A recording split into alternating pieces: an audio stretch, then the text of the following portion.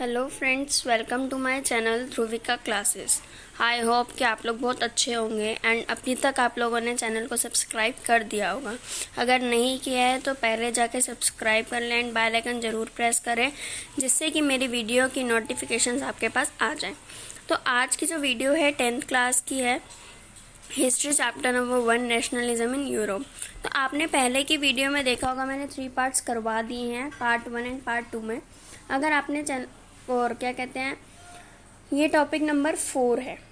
आज का जो टॉपिक है the making of a Germany and Italy.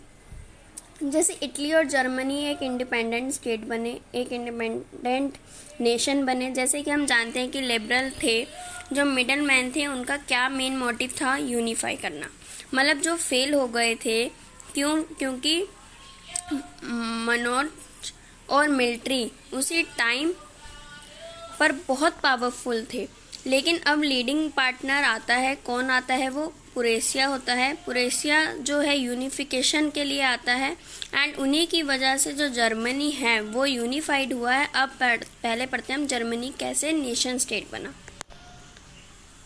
जो पुरेशिया के चीफ मिनिस्टर थे तोवन बिस्मार्क, ठीक है, उन्होंने उनके चीफ मिनिस्टर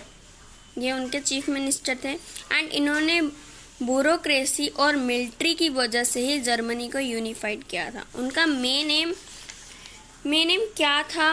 किसी न किसी हालात में जर्मनी को यूनिफाइड करना। विद इन 7 years उन्होंने 3 जो वॉर ये वो लेड किस तरह ऑस्ट्रिया के साथ डेनमार्क, फ्रांस एंड पुरेशिया जो है वो जीत गया। अब पुरेशिया जीत गया इन पार्ट से, तो फाइनली जर्मनी की यूनिफिकेशन का प्रोसेस है वो स्टार्ट हुआ एंड फाइनली इन 1871 जो है पुरेशिया का राजा है विलियम द फर्स्ट, उन्हें जर्मनी का एम्परर डिक्लेयर किया गया एंड सेरेमनी जो थी वो कहाँ पे हुई थी? वर्सिलेज में। अब हम बात करते हैं इटली की। अब इटली कैसे नेशन स्टेट यानी इंडिपेंडेंट स्टेट बना था? इटली में ना बहुत सारी पॉलिटिकल फ्रेगमेशंस थे, ठीक है। तो इसमें क्या होता था, इटली जो 7 स्टेट में डिवर्सिफाइड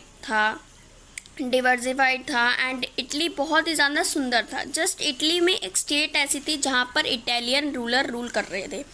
बाकी के जो नॉर्थ इटली था उसको कौन रूल करता था? ऑस्ट्रेलियन हैम्बर का जो रूल था। जो मिडल इटली था उन्हें पॉपुलर थे, और जो साउथ इटली था कौन सा रूल करता था? ब्रैन बारमैन किंग ऑफ पेन। मैंने आपको पहली वीडियो में बताया कि उन्हें एक सीक्रेट सोसाइटी बनाई थी यंग इटली की, तो वो फेल हो गई थी इटली को यूनिफाइड करने में। नाउ अब उसके ऊपर सारी की सारी रिस्पॉन्सिबिलिटी आ गई थी इटली की, इटली जो है यूनिफाइड हो जाए। जैसे कि मैंने आपको बताया इटली में सिर्फ एक ऐसी स्टेट है जहाँ पे इटालियन रूल्स करते थे। अब सारी की सारी जिम्मेदारी जो है एक इंसान पर आ गई थी, जो उस स्टेट के किंग के ऊपर सारी रिस्पॉन्सिबिलिटी आ गई थी।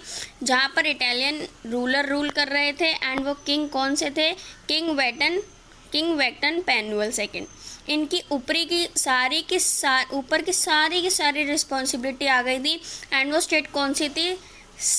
सैराडीनिया।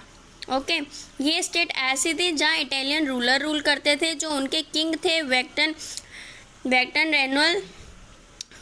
Panel second. उन पर रिस्पॉन्सिबिलिटी की।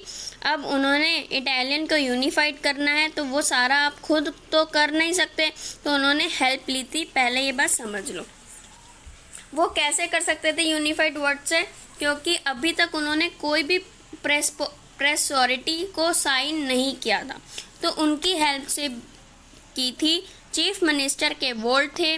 अपनी डिप्लोमेसी से उन्होंने अपनी अलायंस बना ली थी।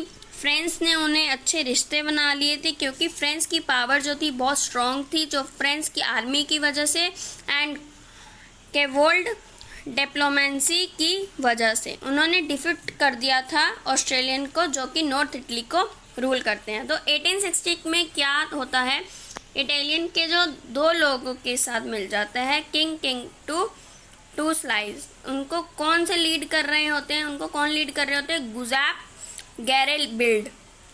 इन दोनों ने मिलके यानी किंग ऑफ टू स्लाइस एंड गुज़ेपी गैरिबल्डी मिलके किसको डिफ्ट किया था? स्पेनिश को डिफ्ट किया था। इसी वजह से अब देखो ऑस्ट्रेलियन भी डिफ्ट हो गए एंड बारमैन किंग ऑफ स्पेन भी डिफ्ट हो गए। इसलिए 1861 में किंग ऑफ एम्मोनल सेकंड को डिक्लेयर कर दिया गया था as the emperor of the Italy and Italy जो है यूनिफाइड हो गया था। देखिए जो ब्रिटिश है, अब हम थोड़ा ब्रिटिश के बारे में पढ़ लेते हैं।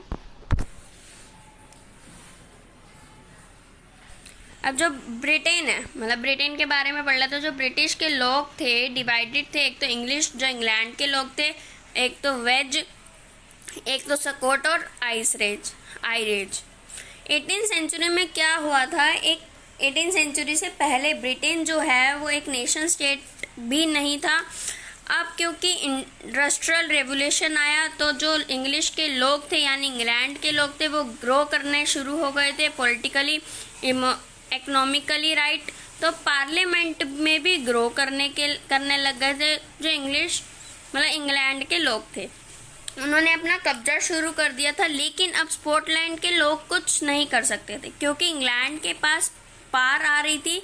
एक एप्टन यूनियन आया 1707 में, जिसमें इंग्लैंड और स्कॉटलैंड जो है मिल गए थे, जिसे कि क्या बना था? The great Britain. तो अब क्या बचा? आइलैंड जो था वो दो पार्ट में डिवाइडेड था, एक तो कैथोलिक्स और एक था प्रोटेस्टेंट्स। कैथोलिक्स जो था रिलीजन और पॉलिटी में बिलीव करता था और जो प्रोटेस्टेंट थे वो साइंस में बिलीव करते थे। दोनों की दोनों पार्टी दोनों को ऑप्स करती थी। जो ग्रेट ब्रिटेन है उन्होंने उनकी एक पॉलिसी थी मोटो पोरल एंड डिवाइडेड। उसकी वजह से क्या होता था? उन्होंने देखा कि अगर हम प्रोटेस्टिंग का साथ देंगे तो प्रोटेस्टिंग मिलकर डिफेक्ट कर देंगे, फिर हम प्रोटेस्टेंट पर रूल कर पाएंगे। फाइनली हुआ ये, उन्होंने प्रोटेस्टेंट का साथ दिया, कैथोलिक्स को डिफेक्ट कर दिया। एंड फिर उसके बाद आइलैंड पर भी जो ब्रिटिश लोग थे आइलैंड पर भी रूल करना शुरू कर दिया था। किन लोगों ने? ब्रिटेन के लोगों ने। एंड नेक्स्ट टॉपिक आता है विजुअलिंग द नेशन।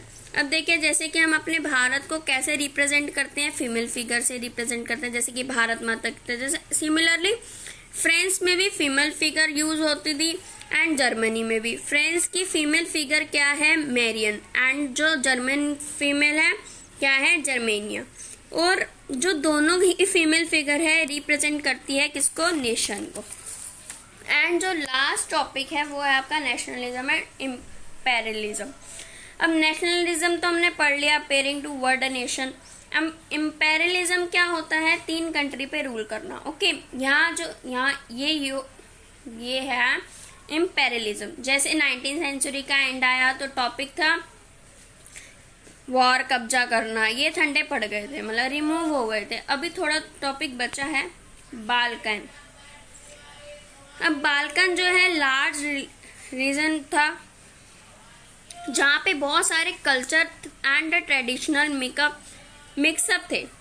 बल्गेरिया के लोग थे, मैसेडोनिया के लोग थे। तो इस एरिया पे किसने आंखें बड़ी थी? किसकी आंखें बड़ी? यूरोपियन पार्ट्स की।